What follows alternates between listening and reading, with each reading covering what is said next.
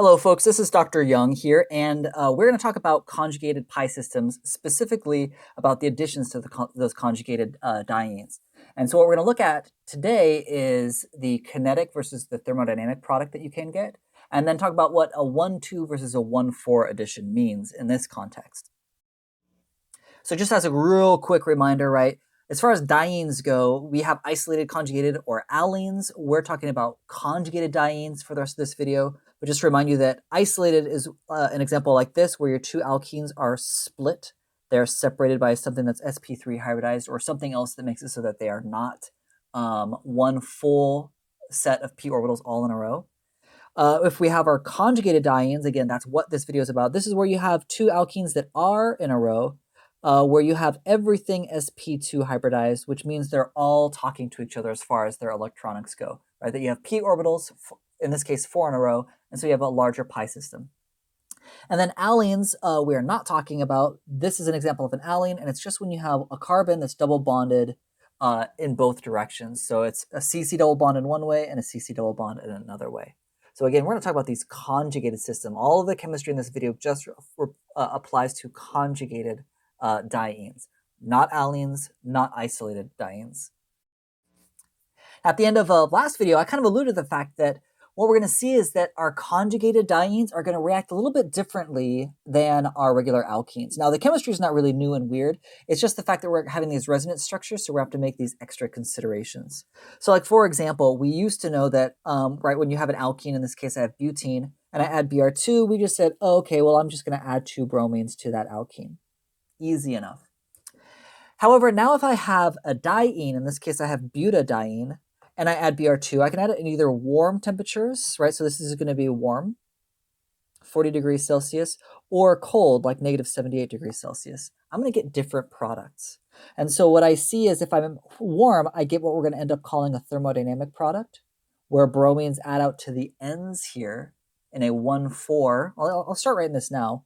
1, 2, 3, 4. 1, 2, 3, 4. This would be called a 1,4 addition, because you added things at carbon 1 and carbon 4. Versus if it's cold, what we tend to see is that we tend to see 1,2 additions. Oh, here, let me change this so that it looks more like the one above. Right, so if I keep calling this carbon 1, 2, 3, and 4, so I can do what's called a 1,2 addition, where I add the 2 bromines in this case at spot 1 and 2. Now, these products can also have a they can also be called the thermodynamic product or the kinetic product, and I want to talk about that in a second. And so what we're going to see is with these conjugated dienes, we're going to be looking exclusively at either adding HX, so like HBr, HCl, something like that, or the X2s. So like in this case, I had Br2 as my example, or you could add Cl2, something like that. So these are the reagents that we're going to look at first with these. So let's take a closer look at this mechanism here, right? I've got HCl. I'm going to go ahead and kind of split that up. Whoops. I'm going to split that up. Got my H plus, my Cl minus, oppositely charged, probably dissociated.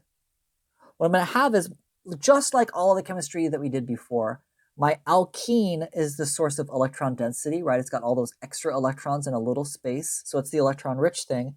So our mechanism is going to be very, very similar, where I'm going to go have an alkene go get my H+. Now, in this case, my alkenes are symmetrical. They're the same, so it doesn't really matter which one I did. I could have just as easily used the alkene on the left. We will see very, very soon here that if the alkene is asymmetric, if there is a difference between them, then we need to start making more judgment calls. We really got to start thinking about this more. So if I add my H to either alkene, in this case it doesn't matter because it's symmetric, I can get this product, right? And it's just like before, I'm going to go ahead and only draw the sort of Markovnikov type addition where the H goes on the less substituted carbon, leaving the carbocation on the more substituted carbon, right? Because again, if you remember, a secondary carbon is more stable. A secondary carbocation is more stable than a primary carbocation. So that would be where the H goes. Any electrophile would go. Now, what's nice about this is that this secondary carbocation is really stable, right? It's got a resonance structure where I can draw those electrons. Let me do this in a different color. Let me do it in green. I can say that these pi electrons just move over here, right, to fill that empty octet. It doesn't have a full octet, it's got an empty p orbital there. And I can draw the resonance structure here just to show, right, that my carbocation is spread out. And so I've got this really nicely resonance stabilized carbocation. It's delocalized. And the real structure, right, if I was to draw the real structure here, what we're saying is that the double bond's really not on the left or the right. It's being spread out in between the two. If anything, maybe it's slightly more on the left, but it's spread out between the two. And that also means that we have a partial positive on the end carbon and a partial positive on what we would call carbon 2. And so what I have now is I have an intermediate where the carbocation's not really in one single spot. So the question becomes, where does the chlorine add? Does the chlorine add here, where it's going to go ahead and add right next to the H, which would give us this product?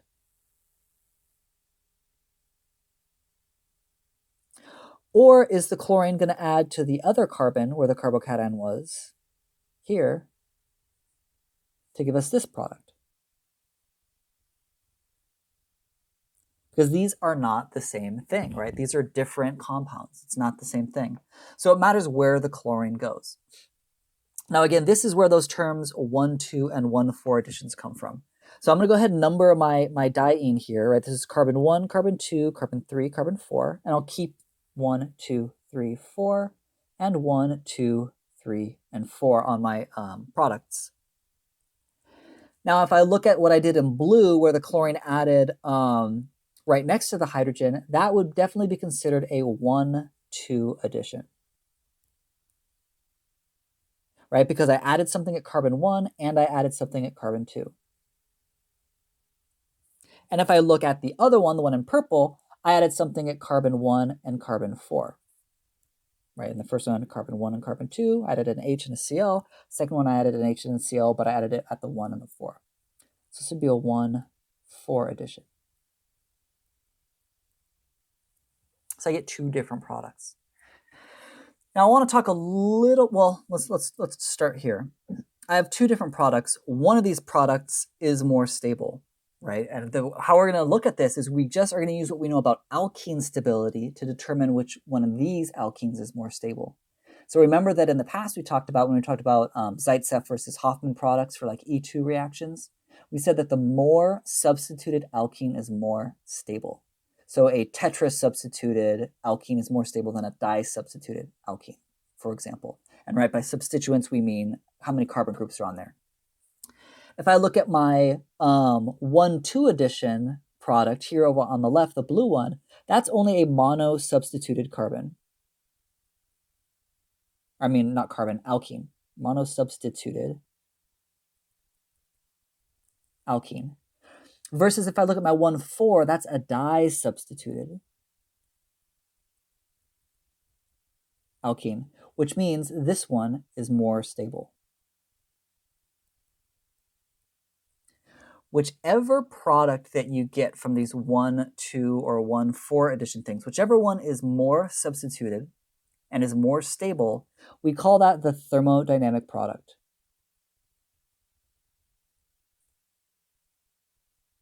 The thermodynamic product.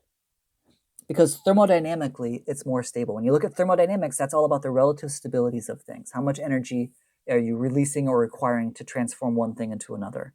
And so thermodynamic products are just talking about the more stable products. Anytime that we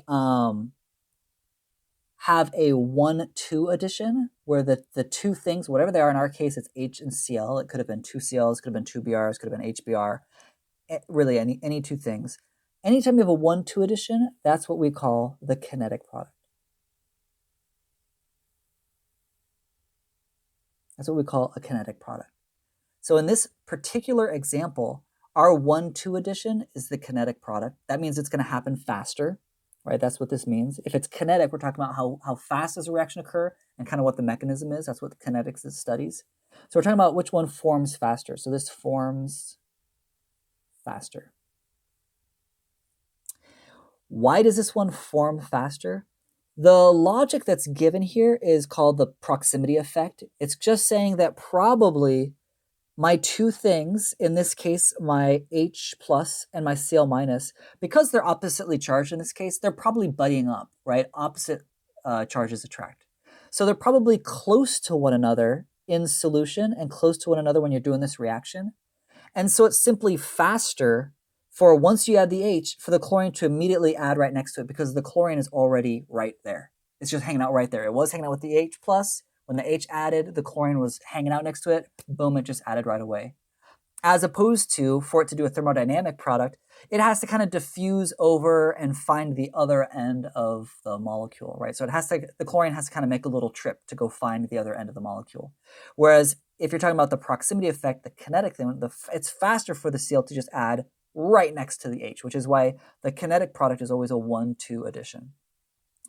The thermodynamic product, most of the time is 1,4, but it's not always going to be 1,4. What's important about the thermodynamic product is that the thermodynamic product is the more stable product. That's kind of the definition of it. We'll see some examples where they're actually the same thing. The kinetic product and the thermodynamic are the same thing, so you just get one product. Now, I know this is all confusing. We're going to do a lot of examples, but I want to show you the energy diagram just to kind of give this a little bit more context here so you can visualize what's going on a little bit better. So if I've got my energy, let's just say my butadiene is here. I'm going to go up to have this intermediate that I just drew right here, right, where I have that going on. So I've got the energy, right? So I've added my HCl. And then I can go either one of two routes, right? So we're saying that it's really fast to make this, to go the blue route, to go with the kinetic route where I add 1, 2, because we're saying that the H and Cl are just right next to each other. So that helps the speed. So I'm going to draw just a little activation energy here. But that's going to lead me to my kinetic product. And then if you take a look at the 1,4 addition product, the one in purple, I'm going to put that as a lower energy because we said it's more stable, right? We said that one's more stable, so I'm going to draw that as a lower energy one, right? So here's the 1,4 versus the 1,2. And if I look at the 1,4, the arguments that are given is that this is going to be a little bit slower, so maybe the activation energy is a little bit bigger. I doubt that it's that much bigger. I think it's more of an issue of diffusing, having to diffuse through the solvent to get to the other side, rather than actually being a higher energy transition state. But we won't get into that too much. The argument that's given is that, like I said, the kinetic one form is faster. That's always a 1-2 addition because the two things are just close to each other. And then the 1,4 is the thermodynamic product, and that is always going to be the more stable product. The way that we can kind of control this, and I'm going to say this again in just a second, the way that we can try to control which product we get is that we tend to get more kinetic product when we are cold. If you have a colder condition, you have less energy. So whichever pathway is faster is going to be the main one that you do. So if you have very little energy to overcome this activation energy, the idea is that if it's really cold, you're just going to go whichever hill is easier to get over. So in this case, the blue hill is easier to get over. So that's why we would make more of the 1-2 product. Versus the purple hill is a little higher, so that would be slower, which is particularly important, again, if you're cold and you just don't have that much energy, you just don't have enough energy to overcome this activation barrier. So you tend to see more kinetic product when things are colder. Now, when you have a thermodynamic product, you tend to get those more when you are hot. When you are under warmer conditions, you have hotter conditions, you have all the energy that you need to overcome whichever barrier you want. And so the idea is, yeah, maybe you do end up, going the faster route and making some 1-2, but these are reversible. And so you could go back up this hill and then you could go over the bigger hill and make maybe some 1-2. And maybe that's reversible and that goes up and back and forth and back and forth. If you have plenty of heat, right, if you're nice and warm, you can just go back and forth where these are reversible reactions.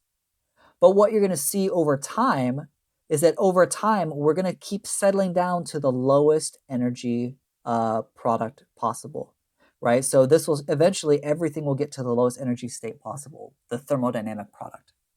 And so when you have warm, did I just erase that by accident? When you have warm, right, warm or hot conditions, that tends to favor the thermodynamic one. You get the most stable product. When you're cold, you tend to get more kinetic. So let's take a look at some more examples. Right, so I'm looking at this one. I see that this is pretty chilly. This is cold.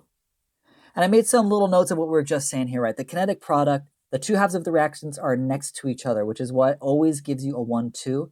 And that's what we tend to get at low temperatures.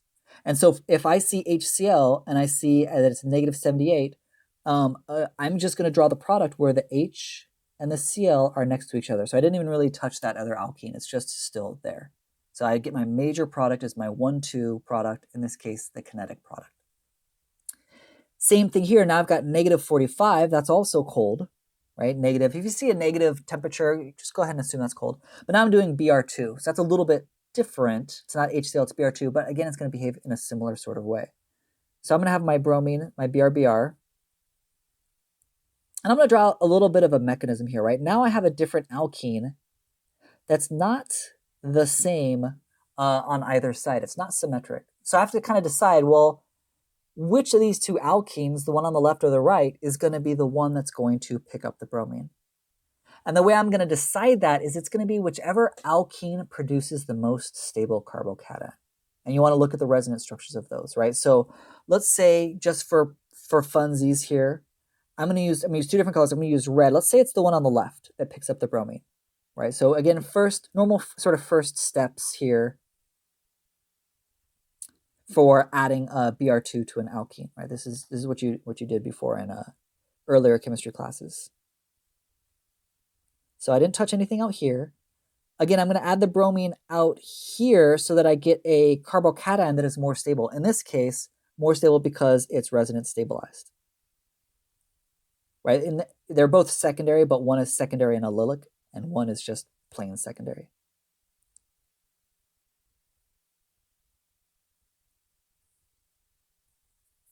Right, so I'd add the bromine to the left carbon. Again, I know I just said it, but just so you can see it, I don't add the bromine in this case here, because then I would put the carbocation there.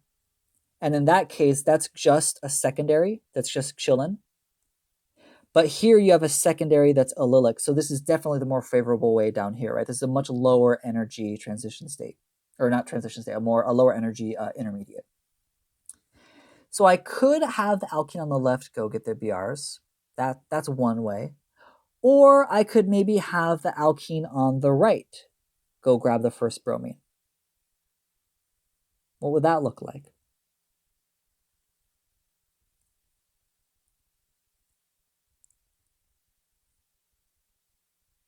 And again, sorry, let me do this not in green.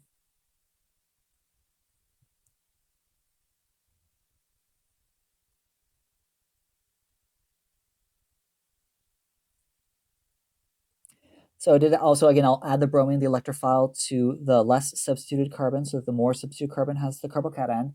In this case, it's tertiary and it's allylic, right? So I've got the resonance structure I can draw here. So those go over.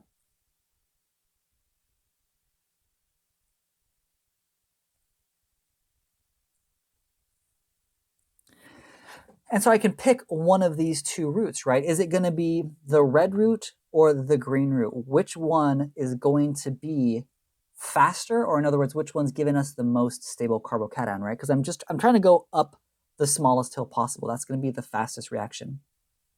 And so if I look at the red route, I'm getting a secondary carbocation and a secondary carbocation, right? So they're both secondary. If I look at the green route, I get that there is a tertiary and a secondary. So right off the bat, I know that this is more stable and lower in energy. So the green route is going to be the way that I go. So this is going to be the alkene. The one on the left, that's going to be the one that picks up the bromine, not the one on, sorry, the green one on the right is going to pick up the bromine, not the one on the left, the red one.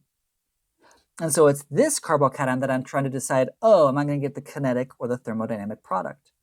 In this case, we said we were cold, and so that means that I'm going to go for the 1,2 addition. Or in other words, I'm going to make sure that the bromine adds right next to the other bromine. So I'm going to have my other bromine, right there. I just made a bromide from up here when I broke up the Br2. The other bromine is going to add to the spot that is closest to where it just was, right? These Brs were hanging out right next to each other. We're cold, so we're saying that the second bromine, boom, is just going to add right there, right then, as quickly as possible. So I'm going to draw the 1,2 product for this one, where I have one bromine here, I have a methyl and another bromine, and then my alkene.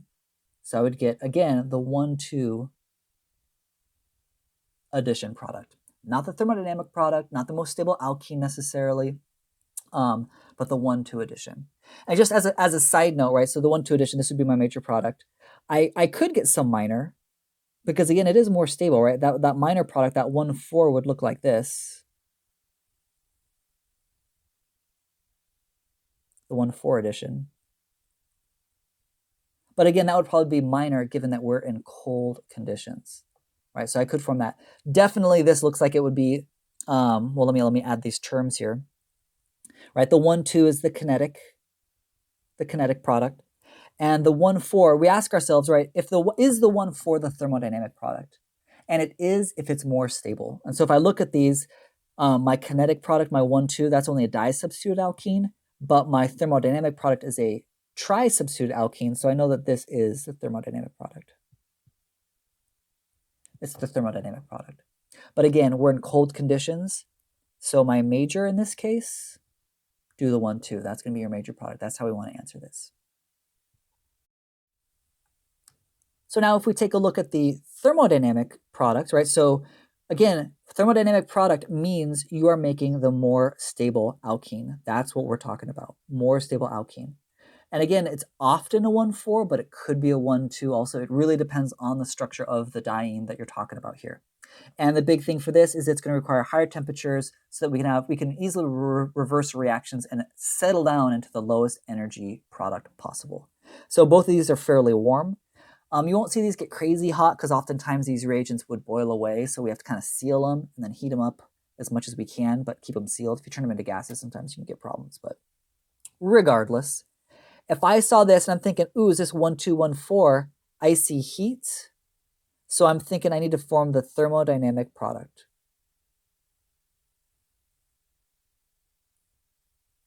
And so if I look at my two possible products, right, I could either add the H and the Cl right next to each other, or I could add the H and the Cl far apart from one another. Which one of these is more stable, right? Remember, it's the most stable alkene. This is the more stable alkene. This would be my major product under these reaction conditions. Right, this is the thermodynamic product. More stable thermodynamic product. And let's look at this newish example, right? So it's very similar, but I added a couple of methyls to it, and I changed it from HCl to Cl2, but again, it's the same kind of ideas. So I'm going to draw this out a little bit more. I've got my Cl2. I want to make the same sort of assessment as in, which one of these alkenes is going to be the one that goes and gets my Cl2? Is it going to be the one on the left or the one on the right? And again, the answer is, well, it's whichever one leads to the more stable carbocation. And in this case, and I'll let you can kind of look at it yourself. In this case, it's going to be the one on the left. Even though that's the more electron poor one, if I do the one on the left, that's going to give me the most stable carbocation that I could get from this. And so if I do that, I'm going to add a chlorine here. I get my carbocation here, and I get my double bond there. And you can probably see right here already, right? All of these are going to have these great resonance structures. Let me clean this up a little bit.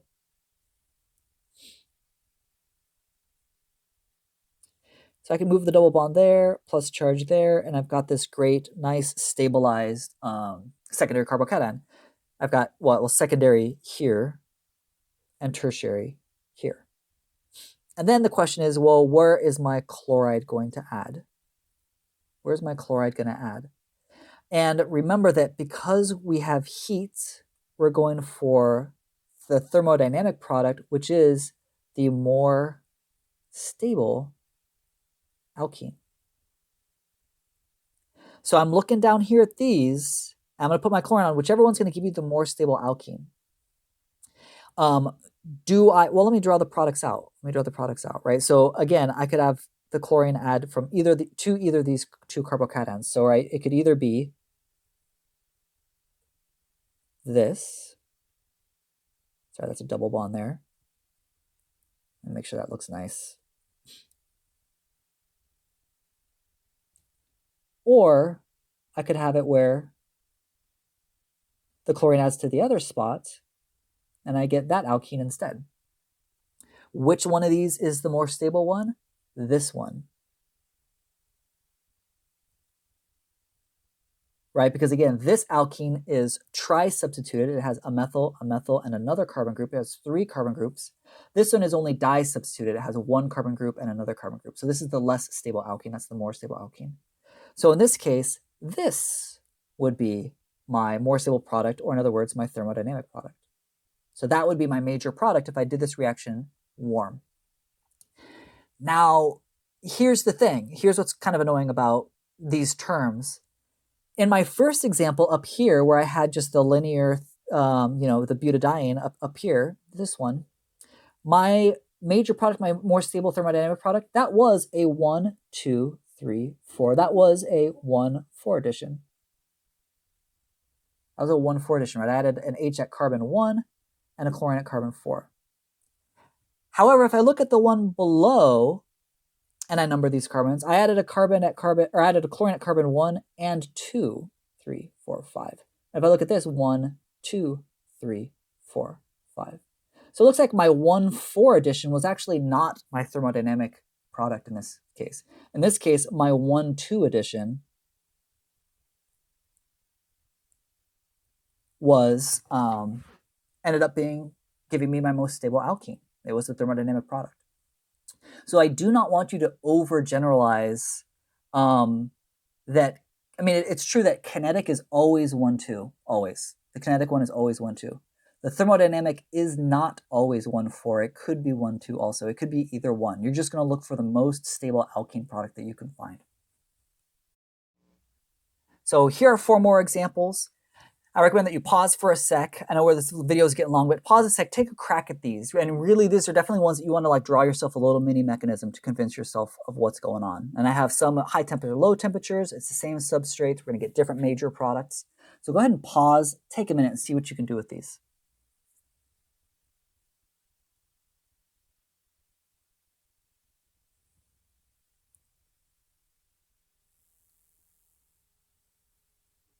So if I take a look at this, right, I've got my bromine, got my Br2. I ask myself which one of these alkenes is going to go pick up the Br2. It looks to me, let's see, a tertiary, secondary, or a secondary, tertiary. It looks like these are very, very similar. Tertiary and primary. So I'm going to do the one on the left. This one's going to be better.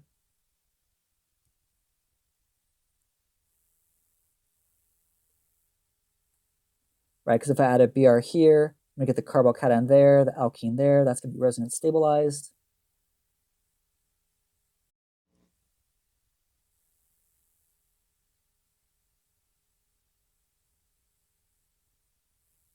Giving me that, right? And so if I drew my little arrows showing these electrons moving over, should give me those 2 carbocations, right? So a tertiary and a secondary. So real nice and stable. Now, if I ask myself, okay, well, I noticed that I am in warm conditions, so I'm thinking thermodynamic product. So I'm looking for whichever one of these is going to give me the more stable alkene here, right? And so here, I'm going to get a tri-substituted alkene because this alkene has 3 carbon groups on it. But here, I'm going to get a tetra-substituted alkene. So that is going to be a more stable alkene. So this is going to be where I add the other Br. Again, under warm conditions. So my major product for this should be where I have this internal alkene. I've added 1 bromine out here. I've added 1 bromine right here. That should be my major product. Or in this case, it's a 1,4. It happened to be a 1,4 addition. Remember that addition. For thermodynamic, it could be 1,2 or 1,4. You just have to take a look.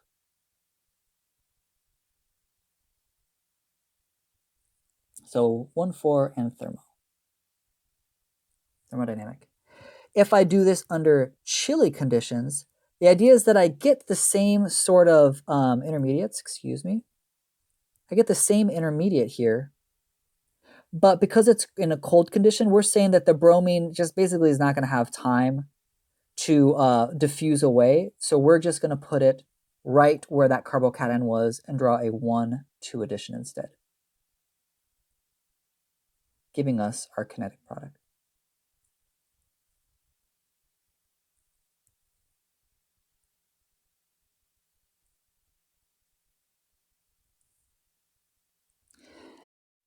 Then for this last one, right, again, I have cold conditions.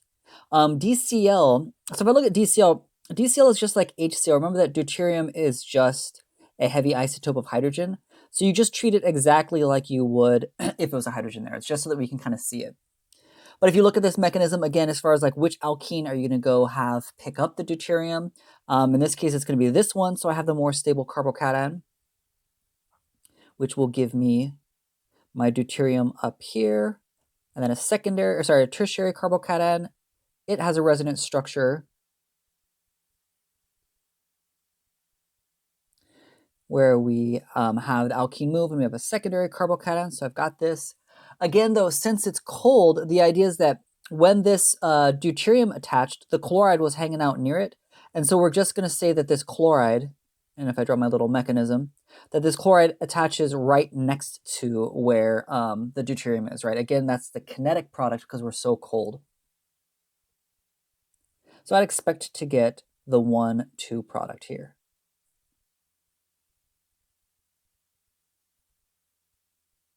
The 1-2.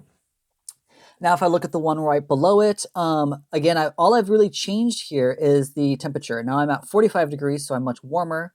But the first step of the reaction doesn't change at all, right? I'm going to have my alkene go and pick up this deuterium.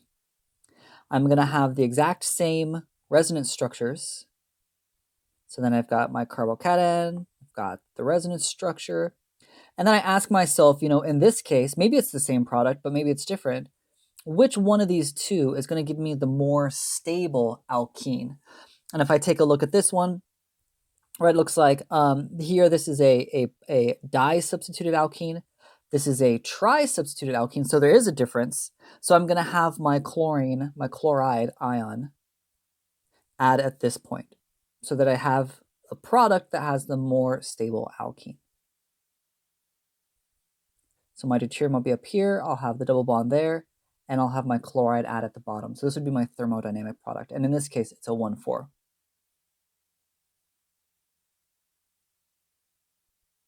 Thermodynamic product, and it gives you a 1-4 addition. So I know this video was kind of long, but I just really needed to show you all the different possibilities and the difference between a kinetic and a thermodynamic product and how they do or do not relate to being 1-2 or 1-4. So do lots of practice, study up, good luck.